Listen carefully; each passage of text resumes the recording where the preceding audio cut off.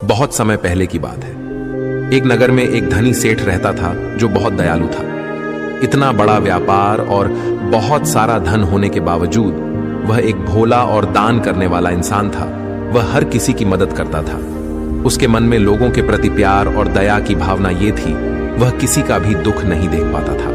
उसके इतने दयालु और भोलेपन की वजह से उसके आसपास के लोग उसकी इसी बात को उसकी कमजोरी समझकर उसका फायदा उठाते थे। कुछ लोग उस सेठ के सामने झूठ मूठ का रोना रोकर उससे पैसे उधार ले जाते थे। सेठ अमीर तो था ही और ऊपर से दयालु भी। जब वह सेठ उन लोगों की दुखी हालत देखता और उनकी परेशानियां सुनता तो उसका मन भर आता। और जब वह लोग उससे कहते हैं कि मुझे थोड़ा धन उधार चाहिए या तुम मेरी मदद करोगे, मैं तुम्हारा यह एहसान कभी नहीं भूलूंगा, तो वह मना नहीं कर पाता। वह सोचकर धन दे देता कि अभी इसका बुरा वक्त चल रहा है, इसको मेरी मदद की जरूरत है, बाद में यह पैसे लौटा देगा। धीरे धीरे वक्त गुजरता गया। लोग उस सेठ के आगे बिना बात का रोना रोते और उसका धन ले जाते और कभी वापस नहीं करते। सेठ भी कभी धन वापस नहीं मांगता था। उसको लगता था कि जब इसका बुरा वक्त गुजर जाएगा तो धन वापस कर देगा। लेकिन कहते हैं ना कि हर सुबह के बाद रात होती है, हर सुख के बाद दुख आता है और दुख के बाद सुख आता है। ठीक उसी तरह उस सेठ के साथ भी हुआ। कुछ सालों बाद उसे पास धन कम होने की वजह से उसके व्यापार में माल भरने के पैसे कम होने लगे और इसके वजह से उसके दुकान पर अब ग्राहक भी कम होने लगे, क्योंकि जो सामान उन ग्राहकों को चाहिए था वह सामान उस व्यापारी के पास खत्म होने लगा था और उस सामान को लाने के लिए अब उसके पास इतना धन भी नहीं था। धीरे धीरे सेठ का धन समाप्त हो गया। एक समय था जब वह सेठ अपने नगर के अमीर लोगों में आता था, पर आज उसके पास पैसे नहीं थे। ऊपर से ढेर सारा कर्ज उसे बाजार से लेना पड़ा।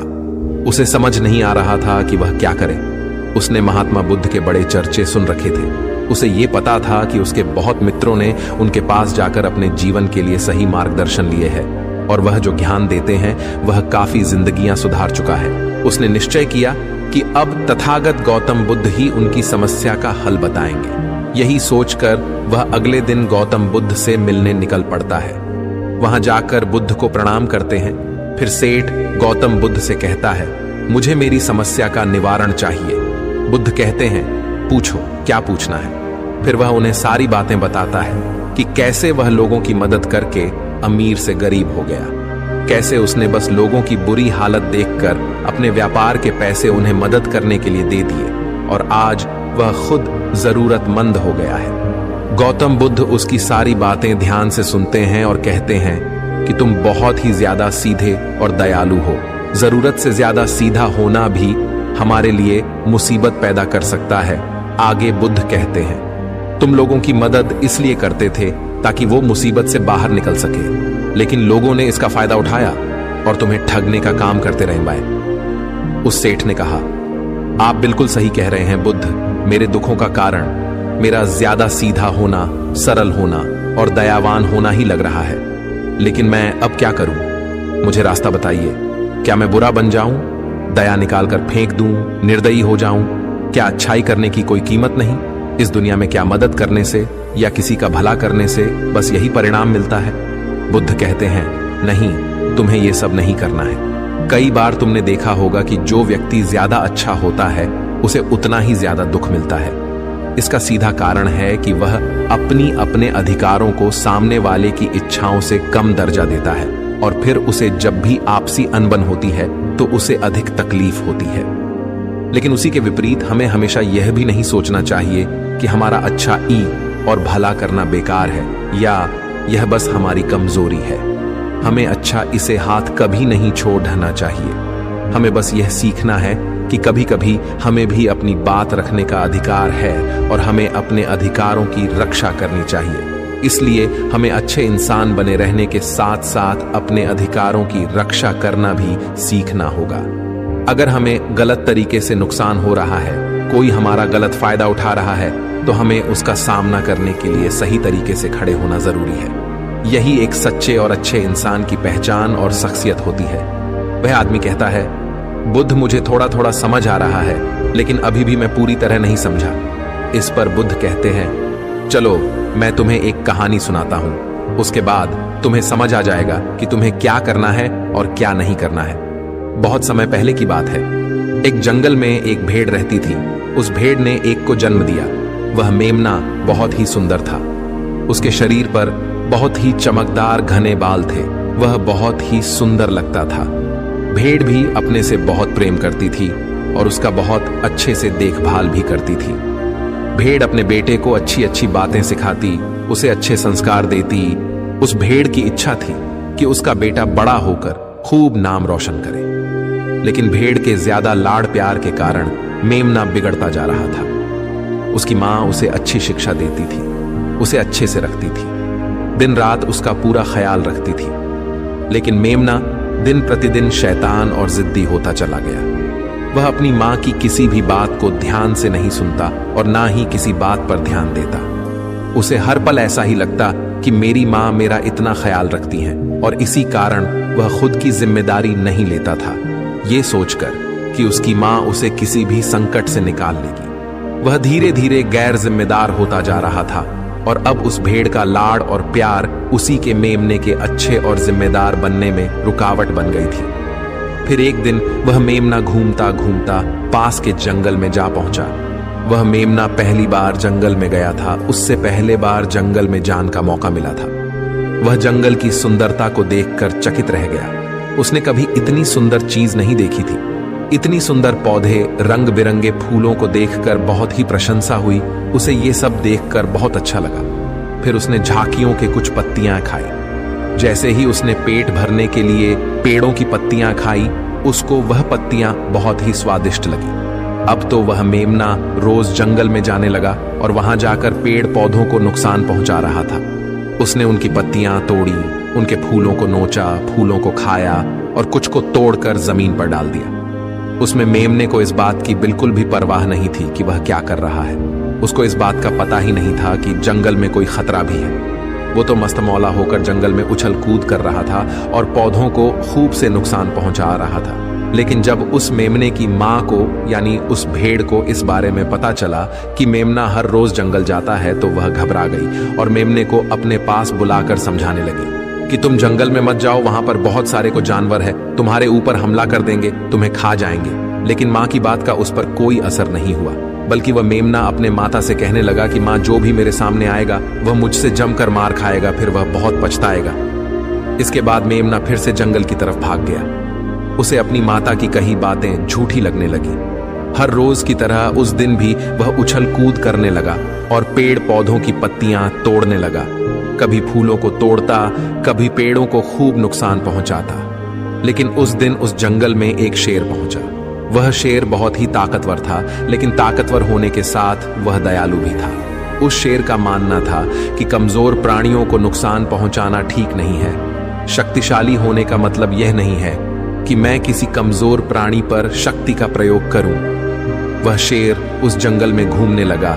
घूमते घूमते है वहां पर पहुंचा जहां पर वह ना समझ मेमना शैतानी कर रहा था। शेर ने उस मेमने को देखकर आश्चर्य में पड़ गया। शेर ने सोचा कि इस मेमने को किसी खूंखार जानवर का डर क्यों नहीं है। ये कैसे पेड़ पौधों की पत्तियां बिना काम के ही नोच रहा है। ये इनको खत्म कर रहा है और उन पत्तियों को खाकम बल्कि बिगाड़ ज्यादा रहा है।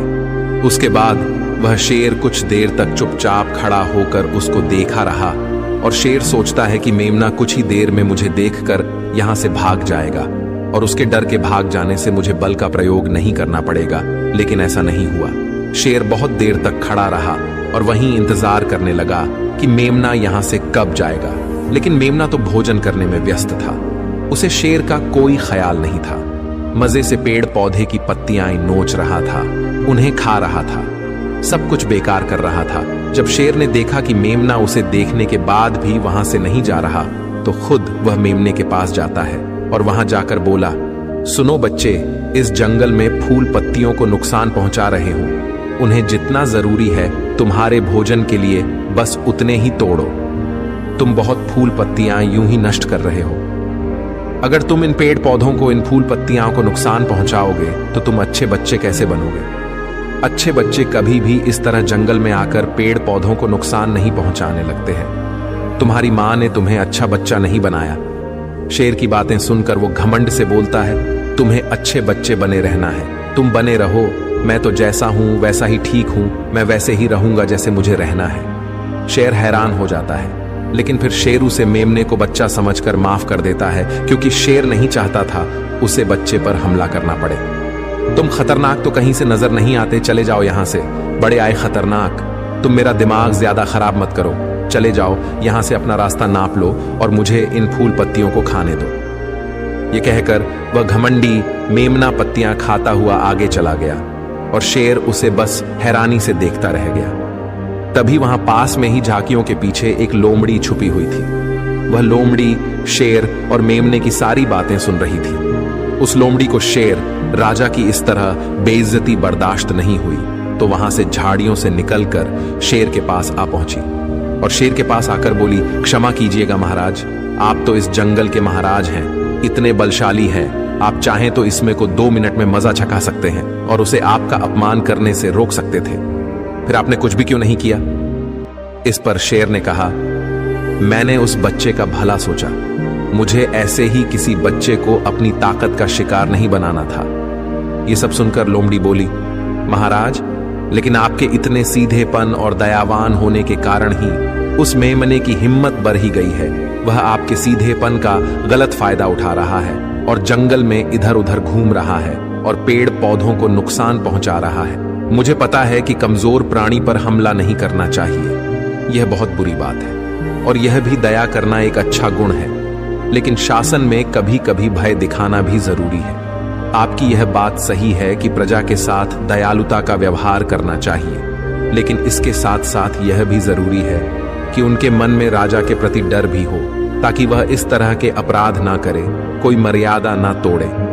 लोमड़ी की बात सुनकर जंगल का राजा शेर लोमड़ी से कहता है, क्या ऐसा हो सकता है कि मेमने को भय दिखाकर हम उसे काबू में कर सके, जिससे कि उसमें सुधार आए और उस मेमने को किसी तरह का नुकसान भी ना पहुंचे, जिससे कि वह जंगल के पेड़ पौधों को कोई नुकसान न पहुंचाए? फिर शेर कहता है, लोमड़ी, क्या तुम ऐसा कर सकती हो?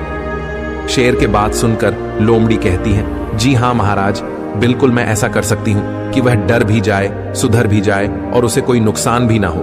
उसे इतना डरा दूंगी कि वह जंगल में कभी दोबारा घुसने की हिम्मत नहीं करेगा। मैं उसे इस तरह डराऊंगी कि उसके मन में भय बैठ जाएगा, फिर वह जंगल के पेड़ पौधों को भी नुकसान नहीं पहुंचाएगा और साथ ही साथ मैं उसको कोई भी नुकसान नहीं पहुंचने दूंगी। फिर लोमड़ी कहती है कि उसकी मां तो उसे कभी सुधार नहीं पाई, लेकिन मैं उसे जरूर सुधार दूंगी। लोमड़ी की बातें सुनकर शेर ने बोला, अच्छा ठीक है, तुम कोशिश करके देखो, अगर तुम्हें इसमें सफलता मिल जाती है तो मैं तुम्हें जंगल के सभी जानवरों के सामने इनाम दूंगा। शेर की बातें सुनकर लोमड़ी बहुत खुश हुई।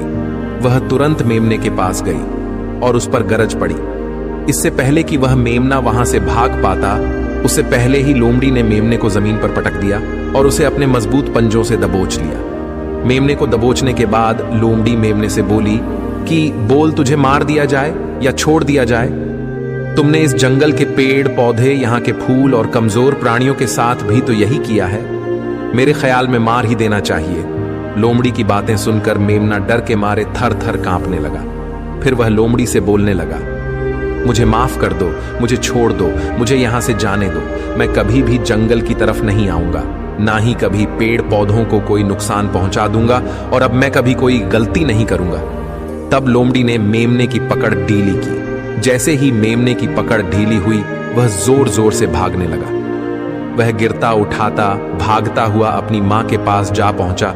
उधर लोमड़ी शेर के पास गई और सर झुकाकर बोली, देखा महाराज, ताकत के साथ दिमाग का प्रयोग करना भी बहुत जरूरी होता है, तभी लोग हमारा सम्मान करते हैं, तभी हमारी अच्छाई का गलत फायदा नहीं उठाया जाएगा।